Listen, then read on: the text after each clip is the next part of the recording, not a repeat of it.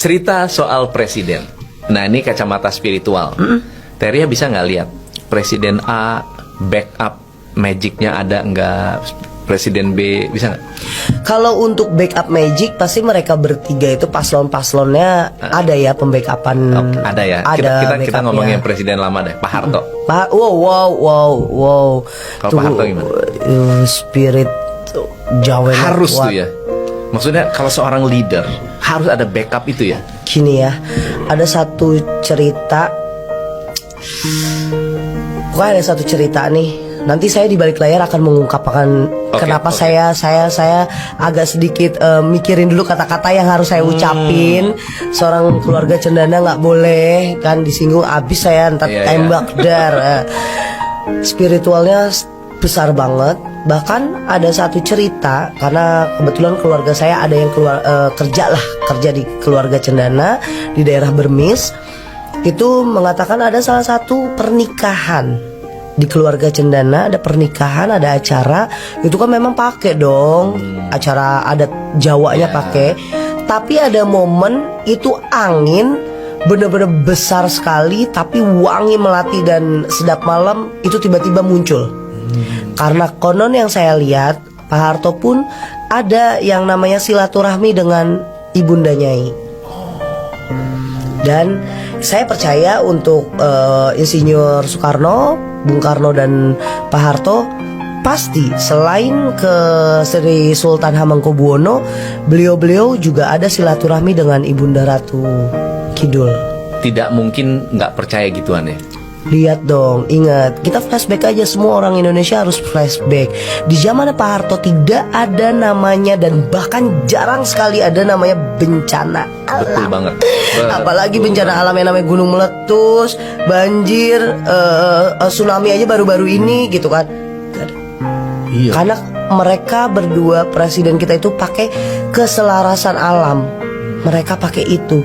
Mereka menghargai alam dengan tradisi mereka. Saya yakin, jangankan deket sama Sri Sultan Hamengkubuwono ya, itu udah aman banget tuh. Tambah lagi dari laut, itu kayaknya udah dua unsur yang bagus banget. Karena kalau ada gunung meletus aja, Sri Sultan boleh ditanya sama orang-orang Jogja, Sri Sultan pun selalu bilang sama para ameng yang megang di gunung gitu, kayak jangan terlalu banyak orang ngambil pasir di gunung, nanti giliran gunung marah, ayo. Kan yang repot semua masyarakat. Itu cuma di belahan, kita di darat. Tambah lagi dia silaturahmi di laut. Makanya nggak ada yang namanya bencana alam di zamannya Pak Harto, apalagi Bung Karno. Saya yakin dan percaya banget itu. Betul banget. Jadi kalau sekarang ini banyak bencana alam, itu tanda apa? Tanda memang udah bumi udah tua ya. Satu itu, kedua kemaksiatan makin parah, ketiga memang adanya tradisi yang sudah tidak pernah dipakai lagi. Orang zaman sekarang ngelihat kita pakai sesajen, kita nabur bunga, dibilang musyrik. Orang ngelihat kita bedah keris, bersihin pakai air di malam-malam tertentu, musyrik. Atau enggak kita dibilangnya spiritualis, dukun lah, segala macam. Sebenarnya itu hanya keselarasan alam aja. Itu tradisi, menghormati Sang Eyang Agung. Kita juga punya ya leluhur. Sebenarnya itu keselarasan aja sih untuk kita ngabdi dengan alam. Tapi orang lain kan kacamatanya beda-beda. Kita nggak bisa memaksakan itu ya di era milenial. Tapi kalau dua mantan presiden, apalagi Gus Dur ya. Kalau Gus Dur, kiai terhormat saya, kebanggaan saya. Karena saya juga pembersihan diri saya. Ada beberapa bulan saya belajar dari para kiai-kiai di Lirboyo. Terus ada teman santri saya juga di Lirboyo yang mengajarkan saya ilmu-ilmu ketulusan. Wejangan-wejangan Gus Dur itu yang kita rindukan.